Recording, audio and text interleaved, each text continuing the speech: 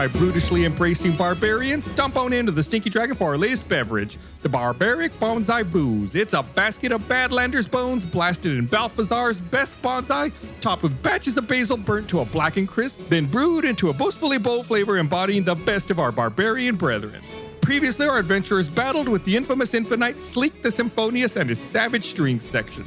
They managed to overcome the discordant dwarf but found themselves face to face with their formidable foe, Paralyte.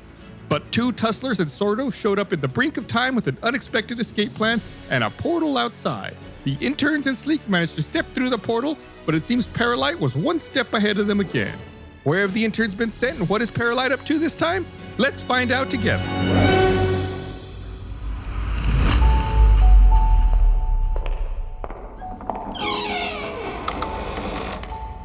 Doctor, are you still awake?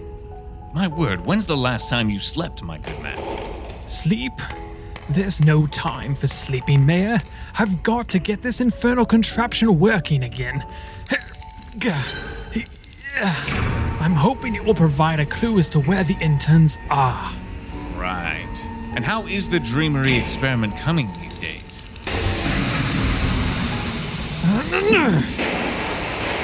It's been 3 weeks, Felix. 3 weeks since Eleve took off, along with my best lab equipment. 3 weeks since Paralyte exiled the interns to well, only Daya knows where she sent them. Or if they're even still alive. You can't think like that, Doctor. I'm sure we'll find them. Besides, they are a pretty scrappy bunch. They've been through a great deal together, and you trained them well. Yes, but it's all my fault, Felix. I sent them there. I played right into Paralyte's trap. She's been 10 steps ahead of us from the beginning. There's no way you could have known that. We both know when it comes to Paralyte, you have, well, perhaps we both have a blind spot? Besides, I'm sure the interns are fine. For all we know, they could be sitting on some beach sipping on pina coladas. I suppose that's possible. If only we knew where that beach was.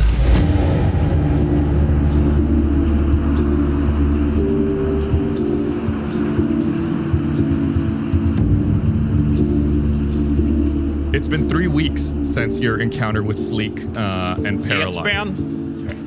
It's already starting. Do you have an inspiration die? That's pretty good. I think You've already got one. Blaine, I need you to start feeding me some of these so that I can get inspiration dice. Okay, all right. You all are in a frozen, I don't want to say wasteland, but a frozen, desolate area. You have a makeshift camp assembled near the edge of a frozen lake and a forest. Like I said, it's been 3 weeks. You all have no idea where you are. You're just trying to get by and survive, hoping that you can find people or that somehow people find you. But at this point, your rations are starting to run low, and you're scared a little bit because you don't know what's going to happen. There have been some wild animals that have come out from the forest and have been poking and prodding at the camp and you guys.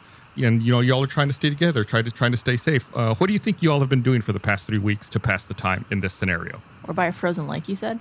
Yes, between a frozen lake and a forest. Just nonstop snow angels, obviously. Non-stop snow angels. I will say it sounds like you guys are trying to set the stage for a miserable environment, but Kyborg did basically raise himself in the Everwinter Woods. So this is like his home. He's having a great time. He's camping with his friends. He's drinking hot chocolate. He's by the campfire. He loves this. I think Bart and Gum Gum probably helped build a shelter because they're used to traveling together. And so they probably have some experience trying to forage things and build shelter while they travel. And so I could see them doing that together as Mud and Kyborg go look for food and make snow angels. It's like this where Bart is on Gum Gum's shoulders, but they're both like hammering. Yeah. They get to. I'm cutting the top of the tree. You're cutting the bottom. Gum Gum has also been meditating a lot and trying to contact the spirit of his, or the mana of his dad, because he's gotten these weird powers that he doesn't understand, like that. Some hair in new places. Yeah, well, when he gets angry, weird magic things happen. Yeah, and he doesn't understand that. And his theory is that it's his dad trying to help him, and so he's been using his wand that his dad left him, that kind of like long rock, and he named Boomba, and he's been trying to get in touch with his father. And he also, I think, had several conversations with Bart about not, going through some changes and not understanding them. Yeah. How do you feel about that, Bart? Bart actually really enjoys being kind of like a big brother figure to Gum Gum. So he's really taken to the whole educating him scenario. Oh, how about this? Again, because he feels at home, Kyborg has also been putting all of his squad in through his training regimen. So we're all huge. We're all jacked. Wait, 3 weeks. You have a squad. Cut. Who's your squad? My squad. It's my team. My squad. My mud bud. My gum. And my Bart. My gum. I forgot their names, but it's whatever. Would you guys consider yourselves part of Kyborg's squad? Yeah. Well, I would consider him part of our squad. I don't know. We're Yeah, all part of consider- each other's squad. That's what I was wondering. Where does Yeah. that Venn diagram go? Mud, I think, would have been doing like two things. One, Mud would have tried to look around for any creatures in this snow environment that would allow him to survive better in it. Mm-hmm. So I don't know if there's any like normal animals that you can tell me that Mud would have seen, but he would have at least been looking. I can say that. Wabbits. Yeah. Why don't you roll me like a nature check? Why? -1 on nature. Quick question: We could take long rests since it has been 3 weeks. I assume we've rested at some point. Yeah. We have not. No one said it. You definitely have taken long rest. Okay, a few long rests, I assume. Yes, you're more than back to full. And we leveled up. No, stop it. Chris. Just joking. That was a joke. You're a broken record. 13. Give him Morix. Give him Morix. Give him Morix. I don't know if they're a snow creature. You'll at least get a rabbit. Maybe like, what are the snow leopards? Cute. See, Mud rolled a 13 on his nature check. Yeah, I mean, you have trouble finding anything out of the ordinary. You're able to forage up and find. Initially, when you first get there, you're able to forage up and find, some small rabbits that you use to extend your rations. But for the most part, as time goes on, you find less and less tracks of small game. The only remaining prints and animals you're able to find traces of are wolves in the area. I guess to clarify, it was more so to turn into them. Oh, to turn into them. Yeah. You occasionally get glimpses. Like I said, small animals, which I assume you don't care about initially, rabbits, squirrels, things like that. But you do, occasionally catch a glimpse of wolves in the woods. So can I add wolf to my Sure. library? Okay. Yes. And then on top of that, since druids are like the survival creatures who become one with their environment, or at least that's how I You like to can think of them. you can tell by that -1 nature roll. Yep. It's because I don't need help, It's like it's going to be there anyways.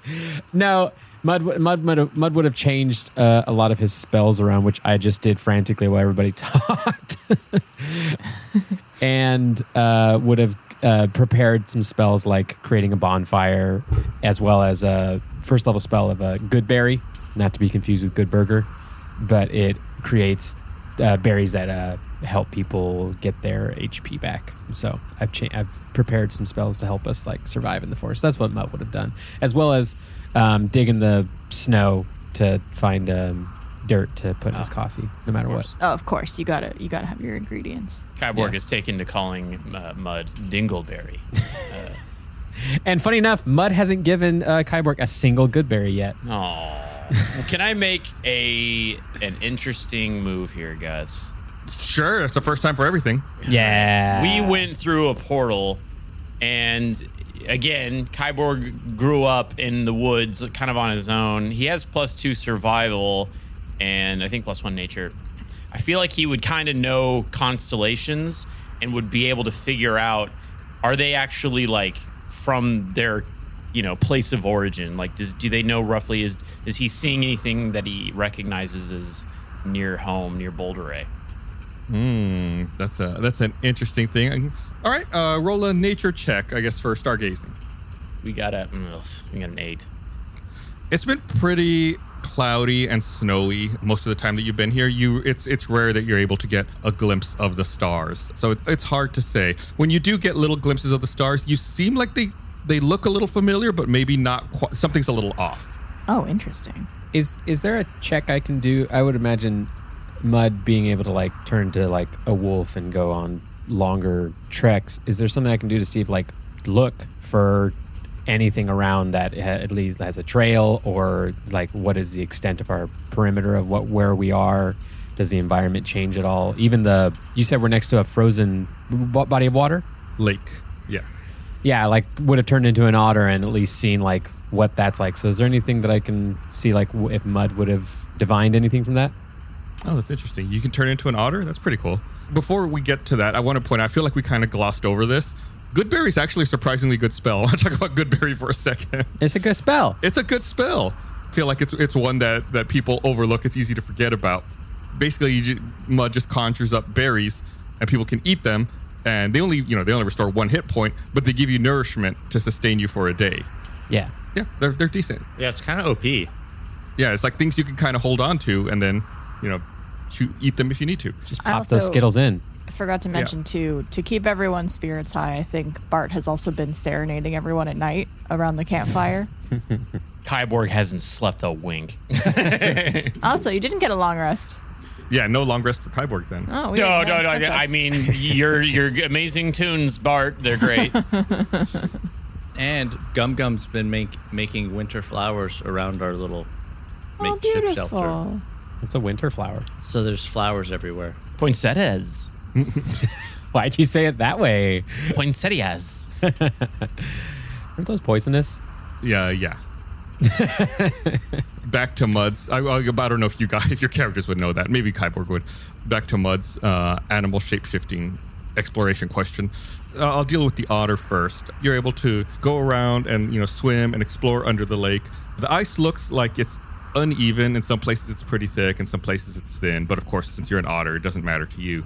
In there, you find various fish that you're able to eat. Not a ton, but there are some fish in there. It seems like the lake is fairly large. I think you would be hesitant to explore too far to get away from the camp because you can't see where the other end of it is. Then as far as the forest, it would be a similar thing. You're not able to find any signs of people, just continued signs of the occasional small wildlife. As the days goes on, it seems like the small animals are moving further and further away from your camp, probably because of the smell and the noise that you all are producing. But that would be about it. Gum. 3 quick questions. 1, how far of a distance have we traveled from camp? Like max distance. I'm assuming it would be John because he's like our little animal scout guy. John is definitely the one who has gone the furthest. At most, I'd say it's a couple of miles. Okay. 2, can John turn into fish? Mud. Sorry. Mud. Can Mud turn into fish? That's a Mud question. Mud, can you turn into fish? Well, I was just looking at it. At some point, we saw, I'm sorry, did we see a metal fish at some point? Like, I have a list of all the creatures that we saw in the pet shop, and you guys said a metal fish, and so I listed it with it, along with, like, the sea otter and a frog and a kitty. But I'm looking at D&D, and I can't find even fish under monsters. If you want to look it up, John. Yeah. Micah based it on a seahorse, but a fishbowl is required. Its scales turn shades of bronze, silver, or gold, depending on how happy it is with you. When gold, the owner has advantage on constitution checks for holding breath underwater. Wow. That's if I have a pet. Right. I think an otter is honestly probably better, if you ask me. Yeah. Of what you just described, yeah. But I mean, other than the fish can, like, stay underwater perpetually. Fish also get eaten by other fish. Just like Qui-Gon said, there's always a bigger fish. And I would say after the first week or 2 of them scouting and not finding anything, we would start, prepping for longer venturing out to the wilderness, like drying out berries and any little squirrels or anything that we catch, Salting trying to our dry them meat. out. Yeah. Who has Salt salt? in your meat? Gross. This is a family show. What? That's a thing you do in Oregon Who Trail. has salt? Let me check. Well, I just go in and I boil water. That's the Minecraft way. I think you make when Gum Gum cries. Oh. Third and final question. Yep. Has Mud, in his animal form, ever hooked up with an animal? Answer the question, Mud. No. Okay. No more questions, Your Honor. No, you're not going to answer the question, or no, you never have? No, never have. No more questions, There you Your go. Honor. You may proceed. So, in all this time you've been trying to, figure out where you are and, trying to find rescue, what do you think Sleek's been doing? Because he's also with you. Is he normal? Does he have his brain again? It seems like, for a while he was initially, when you came through the portal, he was injured. He had just been in the fight with you. It seemed like maybe not quite of his normal self. But yes, now as the days have gone on, he's healed, and it seems like he's back to normal. He's no longer in a trance. However, he seems quite upset, quite in a funk, if you will. Upset at us or just in general? It's nothing personal, Bart. I'm not the same dwarf without my loot. Okay. I feel incomplete. Could I lend him my loot to play while he's with us? That's very gracious of you, Bart. I wouldn't mind strumming a few chords, but I'm afraid it's just not the same as my emerald loot. We had a connection. Could I ask him what the significance of his loot is? Like what the, I guess, like personal connection there is to it? I'm usually quite loquacious, but it is difficult to put into words. That loot became a part of me. Okay. When I played music on those strings, ostentation was no more, and Sleek, the symphonious, the infinite, was born. Did it get broken? I forget what happened to it when we left. Paralyte took it. Took it. Okay. Yeah. Well, you may not have your loot, but you're never far from a toot. And then Gum Gum toots. Bart laughs. And that just helped everything. That just solved Make everything. make a performance check for your two. Roll for toot. Oh, please roll a 1 and poop your pants. 11. That's kind of what I was looking for. Middle of the ground. 11. Yeah, it's a solitude. No turtle heading. Gross. Turtle heading. So, I mean, are we in a position where we feel like we should move the party elsewhere? We should try to find our way out of here? I mean, Gum Gum alluded to it earlier, but... I mean, I'm still kind of hanging on what Gus mentioned about how, like, looking up at the sky and stuff and, like, something seems slightly off. Maybe we're trapped in, like, one of those crystal ball things. Like, maybe it's another, like, dimension or, like, another... I don't know. Maybe you'll be able to get a better look at the stars on this evening, because now, after 3 weeks, it's nearing dusk as you all are talking about what to do moving forward. Should I roll a perception? Yeah, should we gaze at... Let's do some stargazing and see... It's not quite dark enough yet. Soon it will be. Okay. So, anybody want to play some Parcheesi or... I've been whittling also. What you been whittling? Our patience. Magical instruments. Bart is whittle. So, Oh, God. I already one. have a magic wand. I made a magic wand for Bart out of some wood. Turns out it's just a stick you found. Right, just like his. Well, I whittled it. It was a bigger stick. Okay. Now it's a smaller stick. They say he carved it from a bigger spoon. what it is? Does it have a name like the other one? Oh, that's for Bart to decide. And I put a flower at the end. I wrapped a flower at the end of it. What is yours? What is your one called? Boomba. Boomba. Mine's gonna be called Goomba. Oh wait, no. Nope. Copyright. Nope. Can't do that. Gambo. There you go. It's called Boomba and Gambo. Gambo. Gumbo and Gambo. Mud, make me a perception check. Shabam.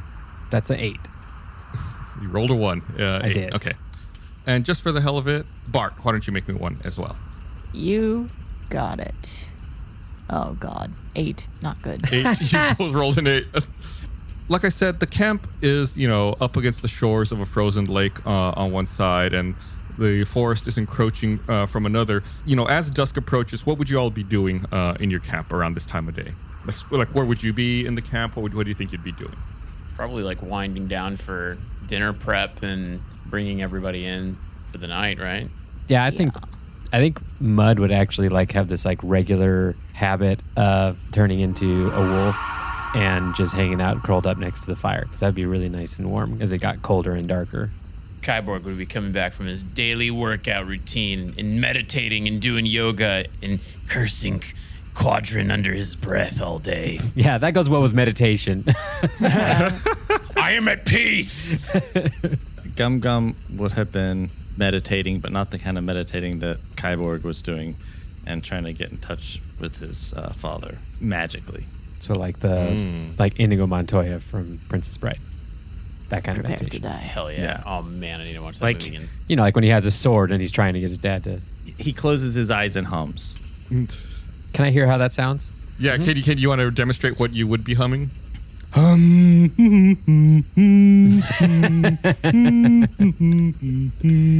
That pretty much. It's nice. Love it. What about Bart? He's probably just like tending to the fire. He really likes being outside since he's so muscular. He's very resilient to the cold, of course. Nice. Yeah, he's very dense. Yeah, tending to the fire, making sure everything is kind of closing up for the evening. So Bart is tending to the fire.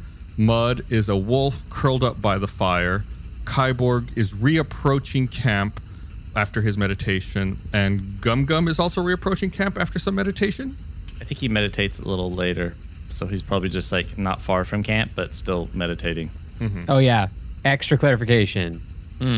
Gumbo is curled up with Mud next to the fire. Oh. Got the little badger guy. I'm a little badger. Mud has also noticed that ever since they passed through the portal and arrived here, Brink's pet flying snake, Hannibal, has been kind of like timid and typically stays inside of Mud's pack all the time. Got it. So there's like some large stone formations, just like a little southeast of camp, not too far away, like 35 feet or so. We could say maybe that's where Gum Gum was meditating or trying to communicate with his father. Would that make sense? Like seated atop the stones? Yeah. And we'll say Kyborg was working out in the woods, maybe on the other side of camp, like to the west or northwest of camp, just near the tree line. Hell yeah. Not too far. I mean, that's also, let's say 20, 30 feet away. All right, so the stage is set. Everyone's getting ready to hunker down for the night when out of nowhere from the tree line, 2 wolves pop out and begin charging at Mud. Uh-oh.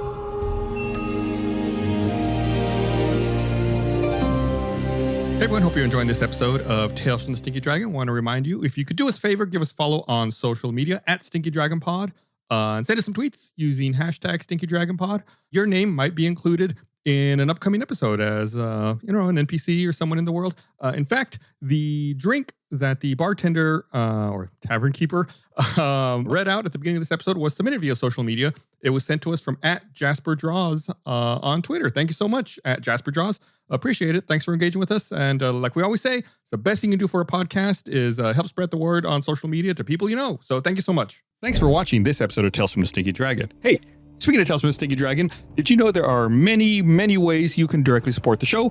One of those ways is by checking out our online store at store.stinkydragonpod.com and picking up some awesome merchandise. We have products featuring not only every campaign, but every player's character as well. Everything from hats to shirts, to hoodies, to stickers, to mugs. All things Stinky can be found at store.stinkydragonpod.com.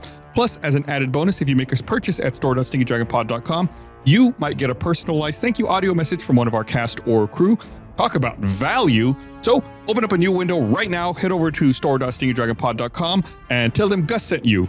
I rolled like a 35 on my persuasion, so you have to. Go. What do you wait? Go. Hey Stinky Dragon fans, it's me Blaine here to tell you about Stinky Dragon Adventures. What is that, you might be asking? Well, it's an adaptation of the Infinite campaign in puppet format. It's a lot of fun. They're 11-minute episodes. We put a lot of blood, sweat, tears, and felt into it. And if you haven't seen it yet, you can check it out at stinkydragonpod.com. And here's a little taste of what you can find. It seems my genotype created a unique biological environment that amplified the potion's effects. But how long will the potion of intellect last? And see here? Voila! Whoa.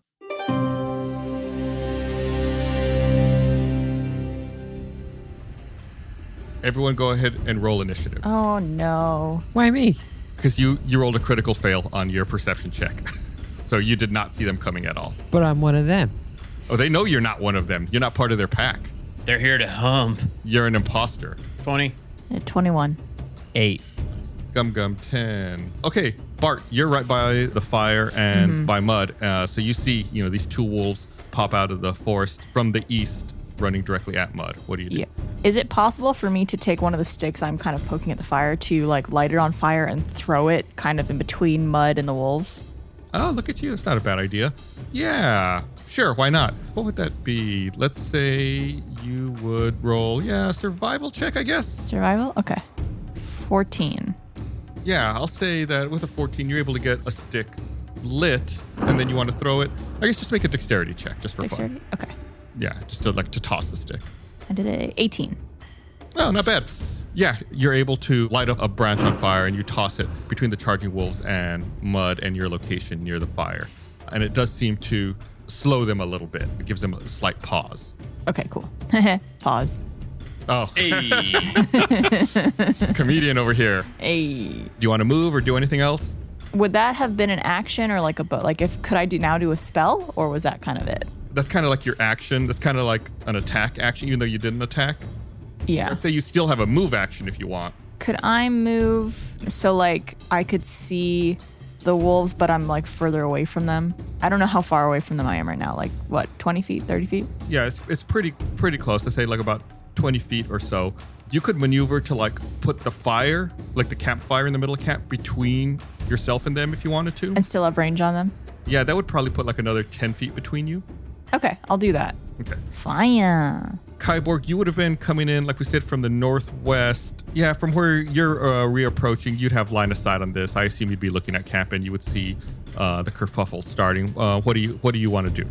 I'm gonna take a bit more of a attacky approach. So I'm gonna draw a longbow triumph, and I will hit the wolf that is closest to Mud, because Daddy needs a new wolf pelt.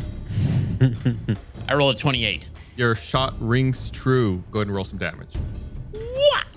Mario? 11. 11. You hit the wolf. It seems to be extremely injured, but it is still making its way towards Mud along with its companion. Making its way towards Mud. Okay. Running fast. Gonna eat your face off. Da-na-na-na-na-na. I take an action surge, which gives me an additional action, and I'm Every time you say that, immediately I envision like that's Kyborg popping like an energy drink, chugging it, and then going again. Action surge! Real talk, I did try Surge recently, and oh god. Do they still make Surge? You can buy it on certain retail providers that are destroying the world slowly but surely, and they're pretty. They're good.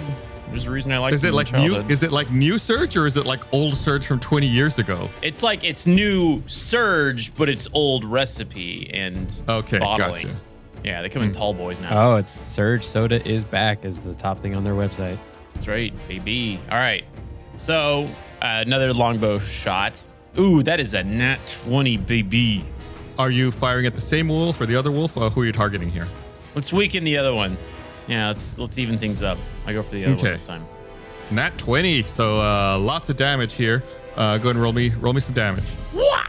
That's a 14.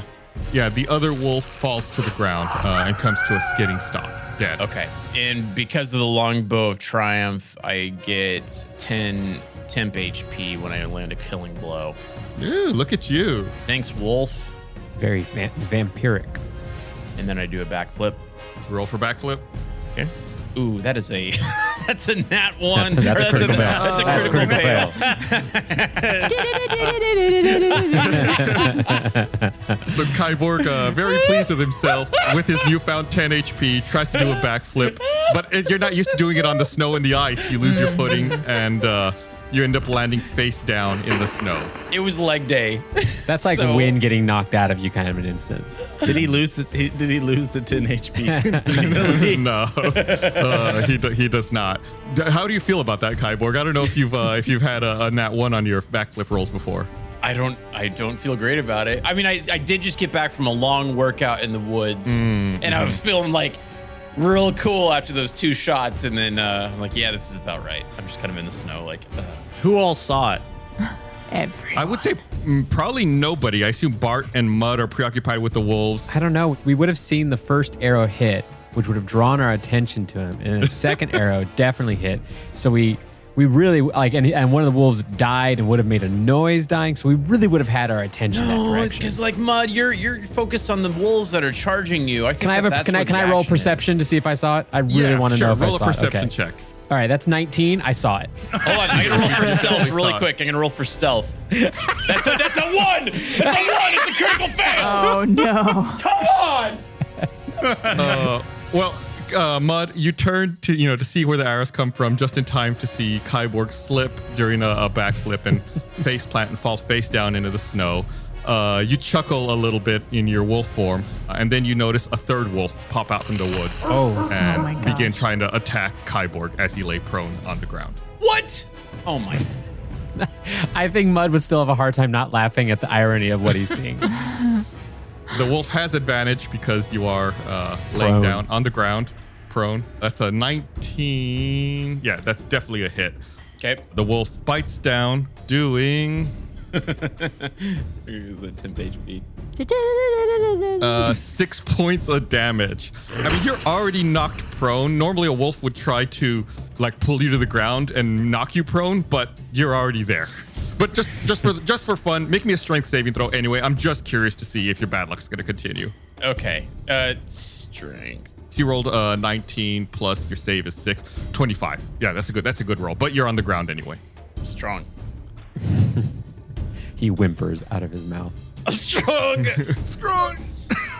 I'm big boy. I'm so strong. I'm big boy. I'm big boy. Gum, what do you want to do? How far is Gum Gum from camp? You're not too far away. The rock, like I said, is probably about 30 feet away or so. See, and where the tree line that the wolves popped out of is kind of between you and the camp. So you can see the wolves are closer to you than the camp is. If you wanted to go after the two, I should say, that charged out initially at Bart and Mud are closer to you than Bart and Mud are. Okay, but not the one that's attacking Kyborg? The one that's attacking Kyborg is, yes, on the other side of camp. It's opposite from you. So it's considerable distance. One wolf close to him. Yeah. All right, so Gum Gum will charge A fee. towards the wolf. charge towards the wolf and just take a baseball swing with his axe at the wolf. Or like an axe swing. No, it was a baseball swing. You know how you swing an axe? Baseball bat swing, sorry. Yeah, I mean, you definitely have the movement to clear that ground, catch up to the wolf, and take a swing. So yeah, go ahead and make your attack roll. And that's a 23. 23, that connects. And he does 13 damage. 13 points of damage. This one had already also been injured by the first arrow that Kyborg shot. So yeah, it falls to the ground, also unmoving. Well, like its companion. Can I clarify? When I said he swung it like a baseball bat, he swung it broadside, not pointy side. Still did that much damage, right? Well, it still rolled it. And Well, normally, just for clarity, normally you have to call that. You have to clarify that beforehand. Okay. You can't say that afterwards. It's fine this time because it was already weak, so it would have died regardless. But yeah, normally in the future, just make sure you clarify that ahead of time. So when he swings it like that, it shoots the wolf into the air, up past our camp and into the other tree line. Well, that's what he's asking for it to do. Yes. Yeah. You can't say that's what happened. Yeah. Well, can it do that? Because imagine him swinging And the it wolf like a shovel. explodes into a pile of money. It wouldn't fly that far. Sure, I'll say it gets some air. Sure, why not? Let's have fun. Yeah, the wolf goes airborne as the life leaves it. So. And then I growl. Do I have any more movement? Move? No, this is gonna be. I mean, you might have 5 feet left, honestly. Gum Gum go feral in the forest? Okay, I turn and I growl at the other wolf that's attacking Kyborg. Okay, it's pretty far. It might not be intimidated by that. Not even by his friend flying into the woods. Maybe by that. that's maybe a little more scary to it. A little frightening. Yeah, Mamma Mia. I don't know. Can I roll to intimidate? Yeah, make an intimidation roll. Yeah. It's a 15. 15, not bad. Yeah, you're not keen. You don't know what a scared wolf looks like versus a wolf that's eating your friend, but you feel pretty proud of yourself. That's a good effort. You think that was a really good growl. Thanks. Mud. So the two wolves that the original attack are down, and there's one attacking Kyborg, and Kyborg is how far from Mud? I'd say about 40, 45 feet away or so. Okay. Help! I have 40-foot range as a wolf. Okay. So would you say that I would close that distance and be able to get up on the wolf? Sure. Why not? Yeah. Okay. I throw Gumbo onto my back and charge. How? Well, like grab him with my mouth and toss him on, and he holds on. We've done this before, you know. You've been practicing. It's a practice maneuver. Yeah. It's your routine. You should have mentioned this as something you've been practicing for the past 3 weeks. But Okay, yeah, you know, actually, that would have been I again, because I'm really bad at remembering all the things that have to do with mud. But with Gumbo, they would have spent a lot of the exploring together, and so I think we would have really bonded even more and more together in our time. Aww. So Gumbo's on my back. Run at the wolf. Actually, could Gumbo attack first? Look at you trying to use this. Can Gumbo attack? Yeah, he has a bite attack. Hold on, I did not prep by pulling up a badger stat block here, so you have to give me a second to open up badger. He doesn't do a ton of damage, but he does some. Yeah, sure, why not? Okay, I'm gonna roll for his attack. That's a 13. Yes, Gumbo connects with the wolf. I've never seen a move like this. It just says hit 1 piercing damage. There's not even a roll. He just does 1 piercing damage. All right. I guess he. What do you picture? Like he bites? Yeah, it's a bite attack. Yeah, I think he would kind of like, since he's on my back, he would jump onto the other wolf and bite it. Say like bites the ear of the other wolf, doing 1 point of damage. My thinking is that with Gum's intimidation and a badger flying off another wolf, this wolf has to be a bit shooken up. Maybe. Yeah, my thinking. That's There's just my nothing thinking. scarier than a badger. Well, Yeah. I mean, a badger flying at you off of the back of the wolf, that's kidding. Yeah. Off the back of a fake wolf. While I'm being throttled by that wolf, I'm like, oh, Cute. So as the wolf, I kind of think that instead of just biting at it, I would try to push it off of Kyborg and try to pin it. Ooh. You know, maybe even like use like some pack mentality stuff of like trying to assert my dominance. Now, you're sure you haven't hooked up with an animal as not an animal form? 100% sure I have not. Okay, just making sure. Some Lion King stuff, you know, Nala rolling down the hill. Well, yeah, no, that is And not Mud's, Pumbaa just jumped off your back. That's Gumbo, not Pumbaa. no. What's the little meerkat? Timon. Timon just jumped off your back. Yeah. So could I do that? Yeah, sure, we could try it. Why not? I always love the why nots that Gus throws in. Yeah, why not? Let's do it. What the heck? What would that be? Try to push him off? It would be like an opposed strength check, I think, to see like if you can push him down or if he's like able to maintain and stay up. Sure. So his strength is +1, so I'm going to roll and it's going to be +1. So 17. So you make a strength check. The wolves also have a ability called pack tactics. The wolf has advantage on attack rolls against a creature if at least one of the wolf's allies is within 5 feet. Would this count? No, because Vikibrius says and the ally isn't incapacitated. At this point, he's not incapacitated, but Kyborg is on the ground, so he's unable to really help with any pack tactics. Hold on, are you saying Gumbo doesn't count as an ally? Oh, Gumbo. Oh, is that? Sorry, I was thinking of Kyborg. But this isn't an attack roll. This is just a strength check. Okay, I didn't know if like this whole like movement counted as okay. Well, I'll try. It's only 11. 11. Yeah, you try to shove the wolf down, but he digs his paws down and is able to resist your shoving, even though he's got a badger on his back. Okay. Anything else you want to try, Mud? Or anything else up your sleeve? Up your furry sleeves? No, as a wolf, I can't really use any of my bonus actions. I think Kyborg's doing great. Yeah, I guess I can. You know what? I growl at the very least. I take Gum's lead. Okay, make a intimidation check. 7. Meow. Yeah, the wolf looks at you maybe a little quizzically and growls. What's the current layout of where all the wolves are? Just the one, right? Yeah, there's the 2 dead ones east of the camp, over by where Gum is standing, and that's kind of close to where you are, Bart. Then a little northwest of camp, that's where Kyborg's laying down with a wolf over him, and Mud and Gumbo are also over there. Okay. We're wrestling. Right then, a 4th wolf pops out, however. Yep. In the vicinity there where Kyborg and Mud are. This one, however, seems bigger than the other 3 wolves. Cool. It pads around slowly, almost as if it's sizing you up, Mud, contemplating what it's going to do. Then, much to your surprise, the wolf seems like it takes a big breath, then exhales a giant cone of cold air. Kyborg and Mud need to make Constitution saving throws. What? Cool. Literally. that's a 1 again. 6. Oh That's my my god. third 1 in a row. You are not doing well, huh? I am not doing well. Is this a regular wolf still? Yeah, this one looks not like a regular wolf. It looks bigger. There's something really terrifying about this one. It's the big bad wolf. I'm going to make you tell me what species this is when this is over so I can know if I can add it to my list. The two of you, because you failed your saving throws, each take 23 points of damage. I'd rather not. And you're both unable to move. You are frozen solid. This isn't very nice. How are y'all doing? You both still up? You both still alive? You both still breathing? I'm still good and now no longer a wolf. He blew the wolf out of me.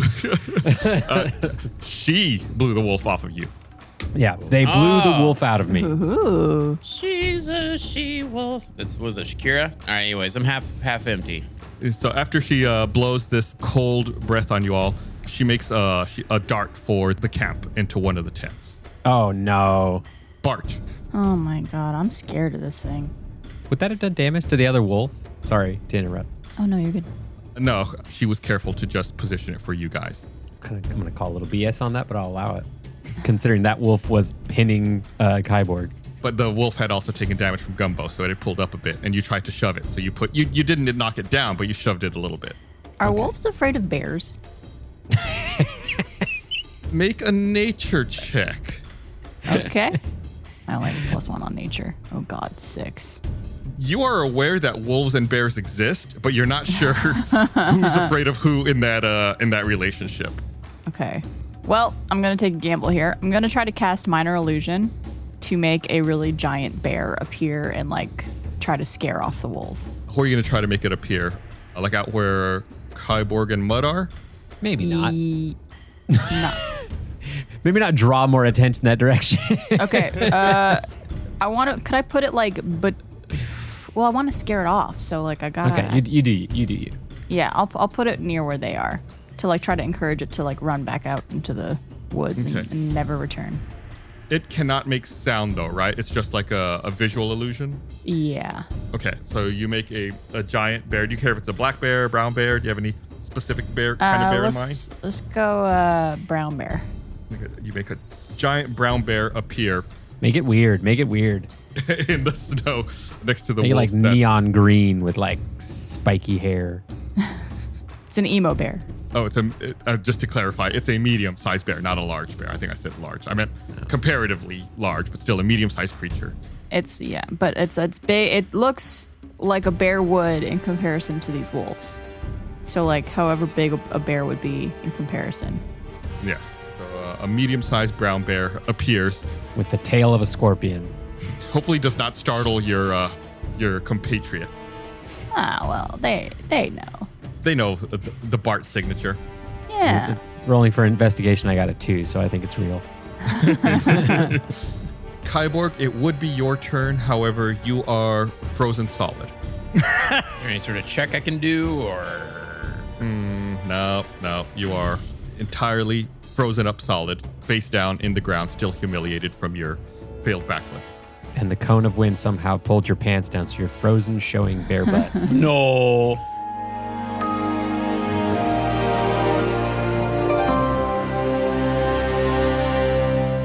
I'm Micah Reisinger, writer, editor, and composer of Stinky Dragon. Beneath the dramatic dice rolls, the spellbinding storytelling, and hilarious hijinks lies a secret ingredient. A force so powerful that few dare speak its name, but you seem trustworthy. It's called music. Every piece of original music from Stinky Dragon is available to you for the low price of free? Free. Are we sure about that? That's a typo, right? It's got to be a little bit more than that. Okay, it is free. Okay. All right. My entire catalog of Stinky Dragon soundtracks, that's 13 albums of sweeping orchestral scores, pulse-bounding battle themes, and emotional ballads, now yours to underscore your epic D&D sessions or set the mood while you mow the lawn or walk your fur babies across the road. I don't know, whatever you do to listen to music. Stream Stinky Dragon soundtracks now wherever you get your music for free. Hey everyone, I want to tell you about something really awesome we're doing over on our Patreon. We've been playing Baldur's Gate 3, the award-winning D&D video game, but completely in character as Mud, Bart, Kyborg, and Gum Gum. So if you think our normal adventures are chaotic, wait until you see us in a fully open world RPG where anything is possible. Bart's looking for love, Kyborg tries to solve every problem with backflips, Mud tricks me into using Bart as a weapon, and Gum Gum is learning about life and where babies come from. So if you like the Infinites, this is for you, and it's only on our Patreon. We've got a whole collection of exclusive gameplay videos, like John and I playing Elden Ring as Gunther from Campaign 3. There's also D&D one-shots and mini-campaigns with new characters and wild adventures. So go to stinkydragonpod.com, where you can access all of our exclusive content and a bunch of other cool perks. That's stinkydragonpod.com. It is the best place to directly support the making of this show. Thank you so much.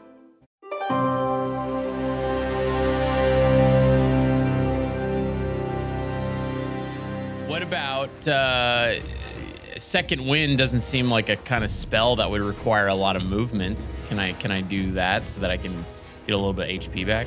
Because if I'm still conscious, I'm still very embarrassed then. Yeah, it doesn't say that you necessarily have to move for Second Wind, but I mean, let me look up what the status effect does exactly, just so I understand. So we're petrified, technically. No, you would not be able to. This status effect leaves you unaware of your surroundings, so no. Okay. But we get resistance to all damage, so that's nice. Yeah, look at you, the Eternal Optimist looking on the bright side. You know. Oh, Gumbo would also need to have... Wait, Gumbo was on the back of the wolf, so he would not have taken a hit. Oh, you got lucky there. Yeah. Would you say Gumbo's still on his back? I think Gumbo would have let go at this point. Okay. Gumbo's so not just like holding on like a bulldog. Gumbo's loose. Can I say Gumbo ran and hid? Sure, you can say Okay. Gumbo is hiding. The wolf that is still over there by Mud and Kyborg and the bear. You don't know if it's the bear or what's going on, Bart, but it seems like it's withdrawing a little bit. It's positioning itself like a little further away from the bear, closer to camp down towards the south, close to the tent that the other bigger wolf ran into. Okay. Gum, what do you want to do? So is the big wolf, is it in the tent? Yes, you can't see what it's doing. Wait, it fits in the tent that we made?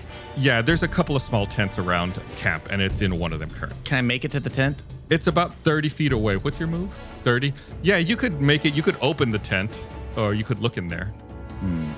I imagine there's something of value inside the tent. After seeing him do so much damage to my friends over there, that cold like burp that he did, burp. I'm going to go into a rage, and I'll roll my rage thing and see what happens. What's your Jack power? Let's see. I got a 6. What's that? Oh, this is the last one you got. Until your rage ends, you're surrounded by multicolored protective lights. You gain a +1 bonus to AC, while within 10 feet of you, your allies gain the same bonus. So who was near me?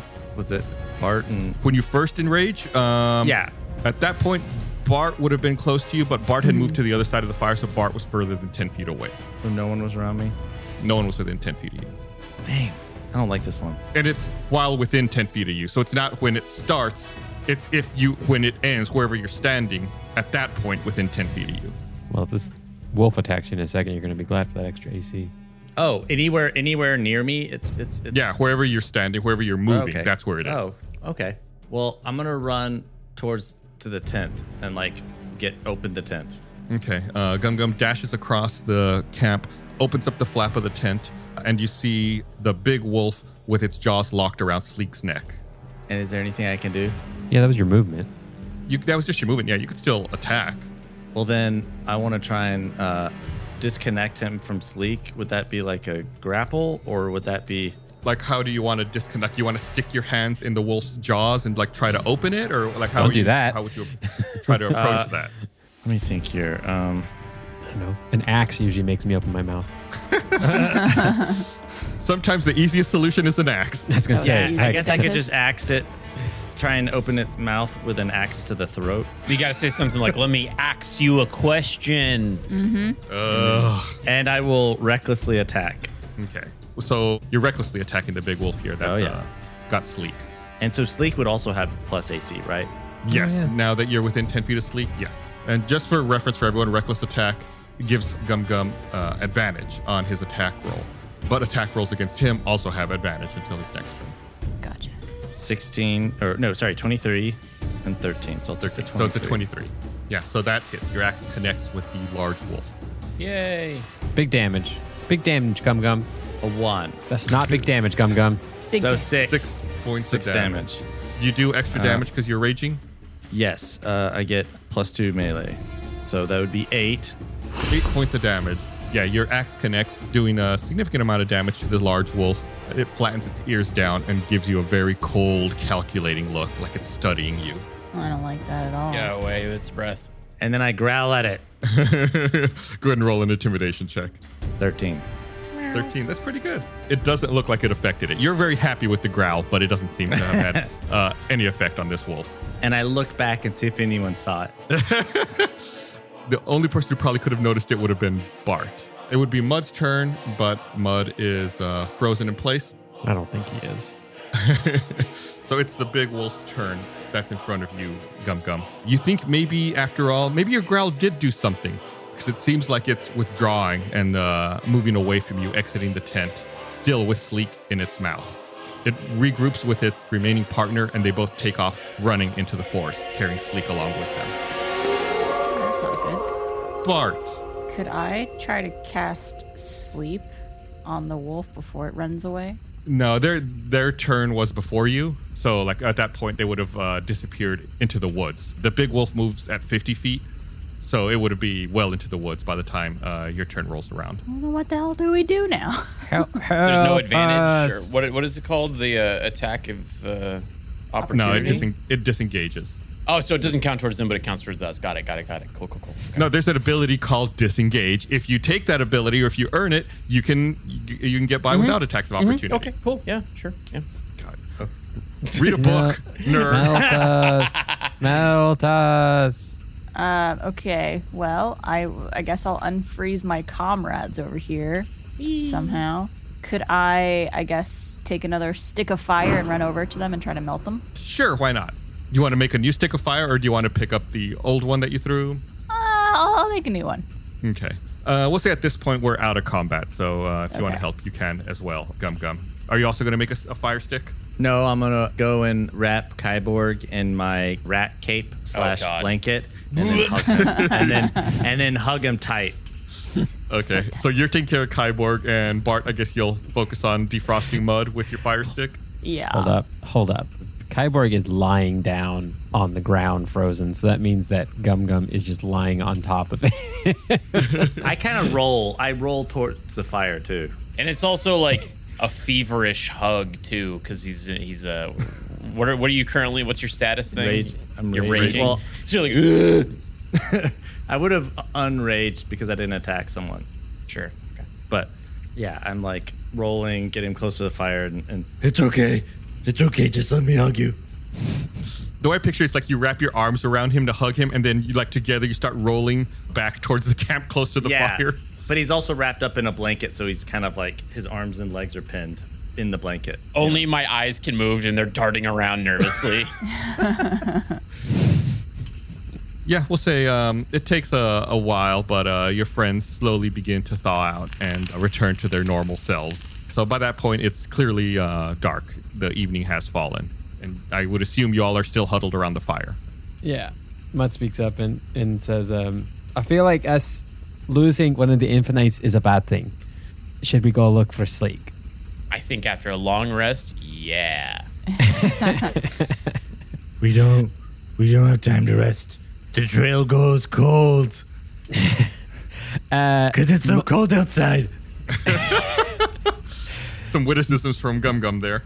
Mud casts Healing Word on Kyborg. Oh. Actually, no. Oh. Yes, but no.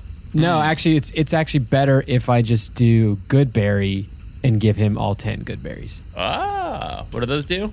1 HP per Good Berry. They're great berries. Oh, you actually give him some now? Didn't he insult him when you cast it before? He did. I'm just calling him Dingleberry. I think that's a term of... He doesn't get a choice because I'm still hugging him, and so you kind of shove him in his mouth.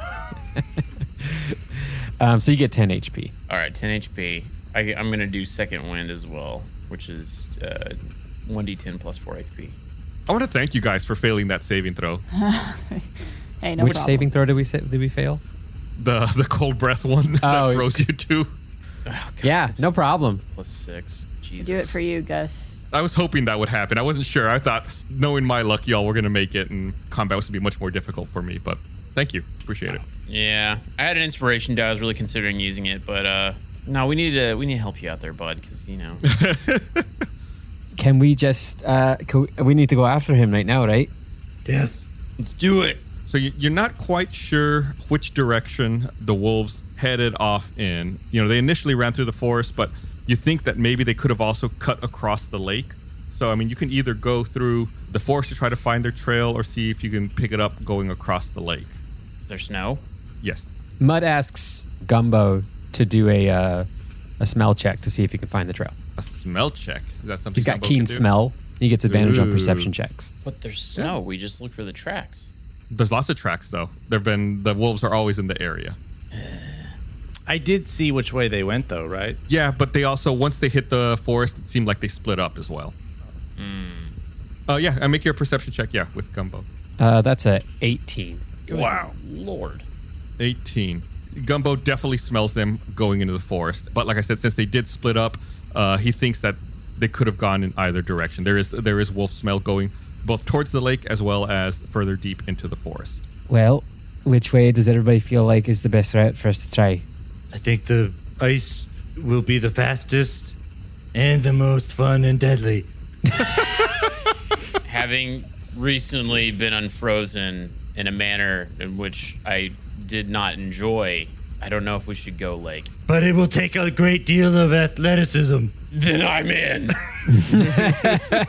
Oh, Gum's getting manipulative. He's learning.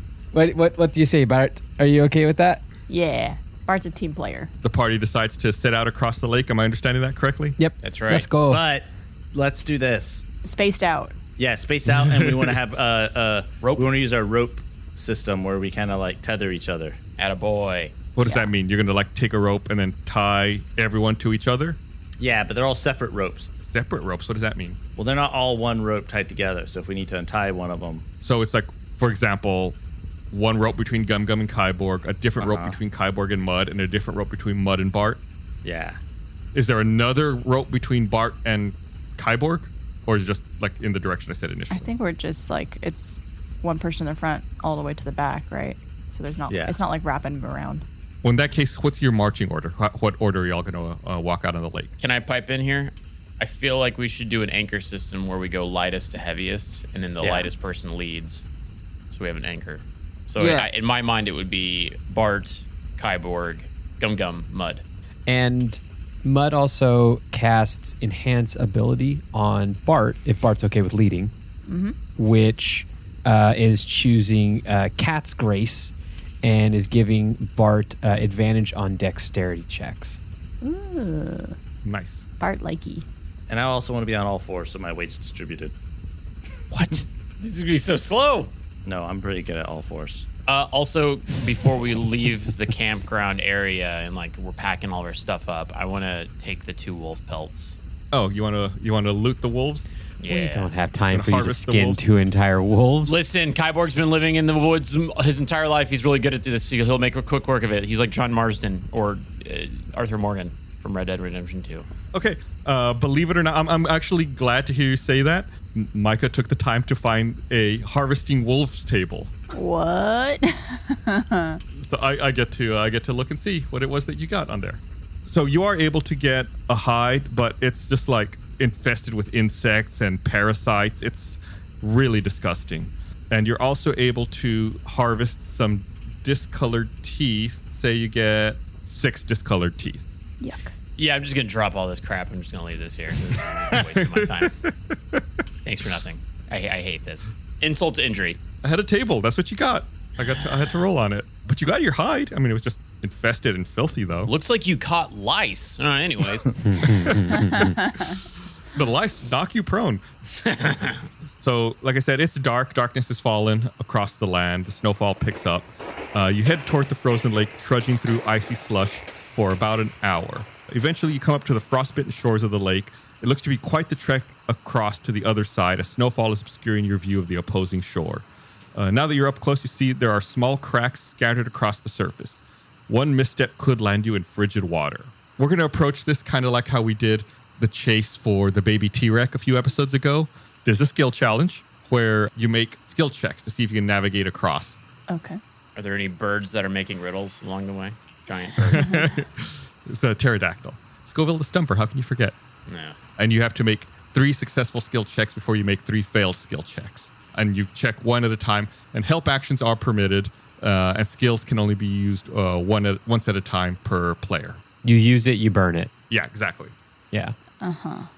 Everyone good? Any questions? I think it's pretty straightforward. Yeah, I think so. All right, so you begin walking across the frozen lake, and your first obstacle you encounter is a log, a rather large log that seems to be blocking your path. Do you want to try to climb over the log or work your way around it? How tall would you say this log is? It's, we'll say 4 or 5 feet across. The diameter of the log is about 4 or 5 feet. Oh, wow. Big And how log. long is it? It's about 15 feet long. Looks like an old tree trunk. Probably safer to go around it. Yeah. Yeah, that makes sense. Yeah, let's try to go around it. Okay, you start to shimmy across, watching your steps. Someone needs to make me a dexterity check. Oh, yeah. Go ahead, Bart. Okay. Dexterity. Oh, and to be very clear, this one also is a touch spell, so it's a good old slap on the butt. Just to be very clear, enhance ability is also a slap on the butt. Bart's Slap on the butt. little butt cheeks are a little red at this point from all the slapping. But he's okay with In it. the cold. Yeah. Very sensitive skin. 17. You have advantage, so go ahead and roll it again. See if Okay. what you get. Another 17. How perfect. As you're kind of stepping through the frozen lake, you're very carefully stepping around any problematic cracks while still managing to keep your footing. You keep your feet from sliding out under you, and you're able to navigate a good trail for everyone behind you to follow you. Got it. You continue moving across the lake, trying to find the other shore. The Jersey Shore. Someone needs to make me a perception check. I think Mud's perceiving. Don't forget, you can assist each other, or you could try to assist each other if you want. Yeah, could I give Mud a bardic inspiration here? Yeah, sure. Okay. What's that do? For 10 minutes, a creature can add it to one ability check, attack roll, or saving throw. This can be added after seeing the roll, but before knowing the outcome. Yeah, you basically get like a 1d6 inspiration die. Yeah. So if you make a roll and you don't like it, even after you make the roll, you can add it. Well, I rolled a 10, but then the bardic inspiration gave me 6. So 16. Most excellent. 16. That's a really, really fortunate that you had that perception roll there. Mud, you're bringing up the rear of the line, and without noticing it, you wander a little astray from the people in front of you, and you nearly step into a broken out piece of the ice, and you almost fall into the water. But at the last second, your eyes catch sight of it, and you correct your step and keep yourself going on the correct path. Mud does that thing where like you almost fall, and then you immediately look around to see if anybody saw you almost fall. Bart saw him, We all felt the rope. but he winks. Mud is very embarrassed. Yeah. Bart winks at him to make him feel better. Yay. There's something about Gum Gum on all fours turning back to look at you that makes you a little uneasy. Yeah. I'm going to need someone else to make a dexterity check. I will do it. Okay. Could I give him bardic inspiration as well? This is the kind of skill that you'd only be able to use once per skill challenge. So since you already used it once for Mud, you wouldn't be able to use it again during this skill challenge. You can still try to roll to help if you want, but using that particular skill wouldn't be allowed again during this crossing the lake challenge. The bardic inspiration? Right. That's all good. Who's in front of Mud? Who's attached to Mud? Gum Gum. So Gum Gum's got to do what? Dex? Dex. Dex? Okay. I have advantage on... I have danger sense. So I have Oh, that's right. You do have danger sense. Look at you, being smart. It's a 14 and a 20. Yay. 20. Nice. As you all are walking along a particular section of ice, Bart and Kybor are able to cross it okay, but something about the extra weight of Gum Gum causes the ice to start cracking under him. Even though he's on all fours, he's able to jump out of the way to a more solid piece of ice as the ice where he had been crawling crumbles and falls into the water. Yeah, he's good at it. For a while, he thought he might have been a cat. So he was good on all fours. When did he think he was a cat? When he was roaming around by himself in the wild. Ah, All right. Of course. it was really treacherous, but you all make it. You finally reach the other side, and the shadowy silhouette of the majestic mountain comes into view under hazy moonlight. A wail echoes across the harsh wind. I thought you meant like an actual animal, a whale. Wail. W-A-I-L. Yeah. You hike onward. This isn't a Hideo Kojima game. I was just like, where's the whale? Was there a whale under the ice? That's cool. Gum doesn't understand the difference in the spelling, so he thinks it's a real whale. It's a real... Oh, it's that time of year. The whales come out. Yeah. You hike onward through frosty brush and a shower of snow falls thicker and thicker until you barely catch sight of a cave entrance at the base of the mountain. That seems like a place where a wolf could go. Are there any tracks leading into it or anything like that? You see Sleek laying there, seemingly unconscious. Whoa. Can I do a little a look around, see if like any sign of a wolf, or if I can see from a distance like what the state of Sleek is? Yeah, make a perception check. It's like I said, the snow's gotten really much more thick, so it's hard to see. So actually, you're gonna need to make the perception check at disadvantage. Don't need to. I rolled a 1. 8. Yeah, no, no good. Yeah, you think there's a mountain in front of you? Maybe? Question mark. Just gonna roll that again. Okay, so is either a 1 or an 8 or a 21. So we'll go with 8. Yeah, you get a particularly sharp snowflake lands in your eye. Yes, you have to rub it. Try to melt the snow that's now in your eye. Do I roll for damage on that? No, you're fine. I don't see anything. Can I call out to Sleek, but like stealthily? Sleek. Stealthily call out? Sleek. I don't know how you yell stealthily though. He just did it. I just did it. He just did it. Sleek. Make a stealth check at disadvantage. 14. Oh, God, 1. Oh, wait, no, 7. 12. 1 and the 7 look very similar. You call out a few times, your voice cracking, but Sleek does not seem to move. He's dead. We got to go across the lake again, guys. Restart. Load save. Does someone want to go check on him? Could I try to go check on him? I'm very stealthy. Yeah, you're gonna stealthily walk up. Make a stealth check. You got it. It's 13. Untether the rope. Which is not great. So actually, before I deal with Bart's check here, Kyborg did actually raise an interesting question. So I assume once y'all crossed the lake, you all untethered yourselves and you're not tied together anymore. Yeah. Let's do that. Yeah, okay. Bart, yeah, you slowly start trying to creep up to get closer to Sleek. And as you near the cave's mouth, you hear a splat, and you look down to see a wolf's corpse torn completely in half. You stepped into its bloody entrails, which leads straight into the cave. The wind dies, but for a second, and the cries become clearer.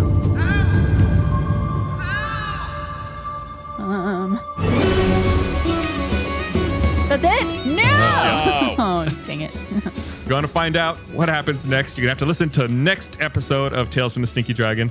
Thank you so much, everyone, for listening. I always bother you about it. Go follow us on social media at Stinky Dragon Pod. We're making a rule. You're not allowed to listen to the next episode unless you tell a single person about the show. That's the rules now. Tell a friend.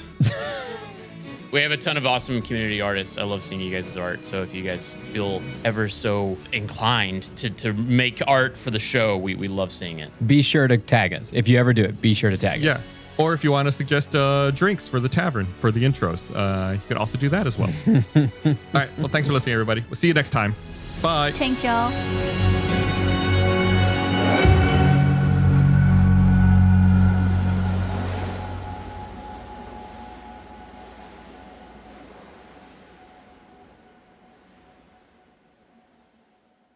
Thanks for watching the Infinite campaign here on YouTube. If you'd like to learn a little more, we have Second Wind episodes that analyze each episode and dive into what happened in that specific episode. You can learn more at stinkydragonpod.com. Really supports us, so thank you.